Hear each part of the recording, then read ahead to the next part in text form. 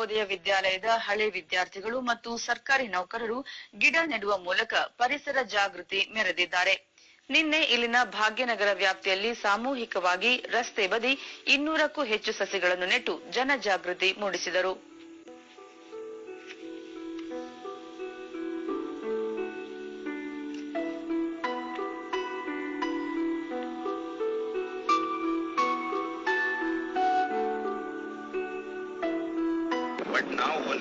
ಈ ಬಗ್ಗೆ DD ನ್ಯೂಸ್ನೊಂದಿಗೆ Vasant.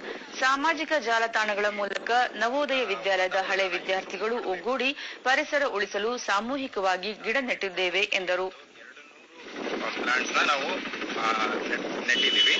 So ಈಗ ಮಳೆಗಾಲದಲ್ಲಿ ಇದು ಅದಾದ್ಮೇಲೆ ಅದು ನೆಕ್ಸ್ಟ್ ಹಂಗೆ ಗ್ರೋ ಆಗ್ಬೇಕು ಅಂತ ಹೇಳಿ ನಾವು ಸಮ್ಮರ್ ಅಲ್ಲಿ ಫುಲ್ ಪ್ಲಾಂಟ್ಸ್ಗೆಲ್ಲ ನೀರ್ ಹಾಕೋ ಪ್ರೋಗ್ರಾಮ್ ಅನ್ನು ನಾವು ಪ್ಲಾನ್ ಮಾಡ್ಕೊಂಡಿದ್ದೀವಿ. ದುರ್ಗಾ ಪ್ರಸಾದ್ ಈ ವರ್ಷ 200 ಸಸಿಗಳನ್ನು ನೆಟ್ಟಿದ್ದು, ನಮ್ಮ ವಿದ್ಯಾಲಯದ ಮಾದರಿಯಲ್ಲಿಯೇ ಪ್ರತಿ ಕಾಲೇಜುಗಳ ವಿದ್ಯಾರ್ಥಿಗಳು ಗಿಡ ನೆಡಲು ಪ್ರಾರಂಭಿಸಿದರೆ ಈ ಬಾರಿಯ ಮಳೆಗಾಲದಲ್ಲಿ 6,000ಕ್ಕೂ ಅಧಿಕ ಗಿಡ ನೆಡಬಹುದು ಎಂದು ತಿಳಿಸಿದರು. ಅದರಲ್ಲಿ ನಮ್ದು ಒಂದು ಸಣ್ಣ ಕೈ ಹಸ್ತ ನೀಡ್ತಾ ಇದೆ.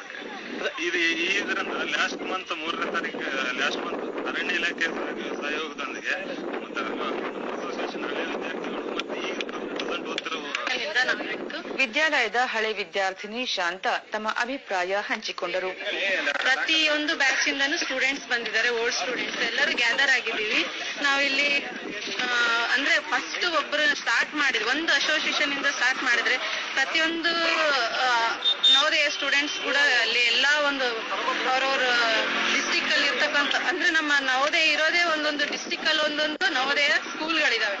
ಈಗ ನಾವು ಕುಕ್ನೂರ್ ಸ್ಟೂಡೆಂಟ್ಸ್ ಸ್ಟಾರ್ಟ್ ಮಾಡಿದ್ರೆ ಪ್ರತಿಯೊಂದು ಡಿಸ್ಟಿಕ್ ಅಲ್ಲಿ ಇರ್ತಕ್ಕಂಥ ನವೋದಯ ಸ್ಟೂಡೆಂಟ್ಸ್ ಈ ಪ್ಲಾಂಟೇಶನ್ ಪ್ರೋಗ್ರಾಮ್ ನ ಕಂಟಿನ್ಯೂಷನ್ ಮಾಡ್ಕೊಂಡು ಹೋಗ್ಬೇಕು ಅನ್ನೋ ಒಂದು ಉದ್ದೇಶ. ಜಮ್ಮು